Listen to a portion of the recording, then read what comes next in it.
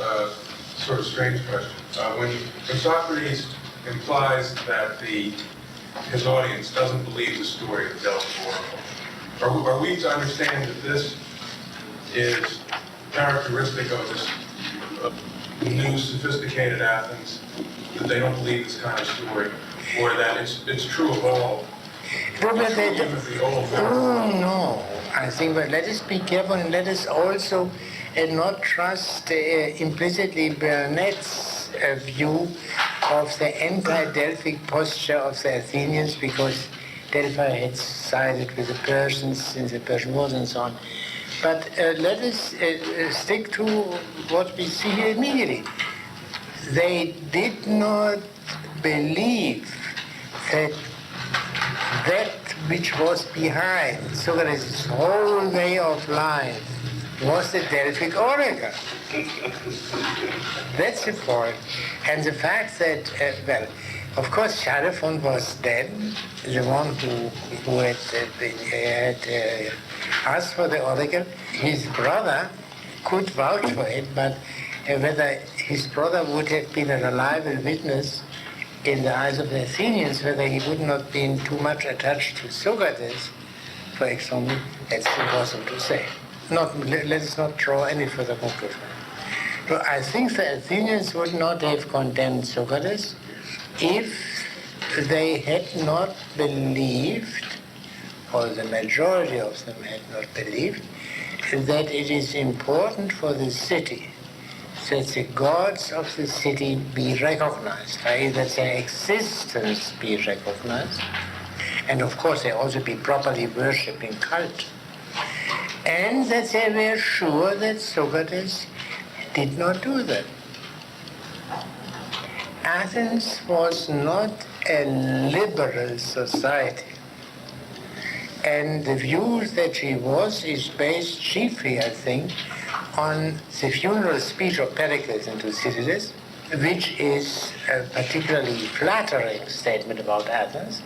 And you only have to read in the same Thucydides how the Athenians behaved in 415, when the Hermae were mutilated, and this persecution of guilty and innocent alike, without any legal safeguards whatever being observed. One would have to know that in order to see that Athens was not in fact liberal. Now, as far as the principle is concerned, and not merely factual liberality, the view that recognition of the gods of the city is the duty of every citizen, and the neglect of that duty is a punishable offense, and even a criminal offense, was the view. I mean, a liberal society in our modern sense, according to which opinions and even speeches are perfectly uncontrollable by law, that didn't exist. It came out in a very complex way. The external mechanism was the religious persecutions and wars of the 16th, 17th century, but people tried to find a kind of security against religious persecution, and then therefore toleration became established, and then in a later movement, toleration was extended not only to religious convictions and speeches stemming from honest religious convictions, but to any convictions and to any speeches, so much so that we know that there are contemporaries who say that even grossly obscene speech is protected by the First Amendment. You may have heard of that story. It was not at the University of Chicago, but in another university. So a right to freedom of speech, and especially an unqualified right, it didn't exist. And therefore, Socrates did not fight for it. The modern interpreters who admire Socrates, or rather, let me say the modern journalists, who admire Socrates because he is such a defender of freedom of speech, they have no basis in Socrates. And that is the reason, you can say Socrates' recurrence to the oracle of Delphi proves that it was necessary for him, in a way, to have a kind of divine sanction, special divine sanction for his activity, you know.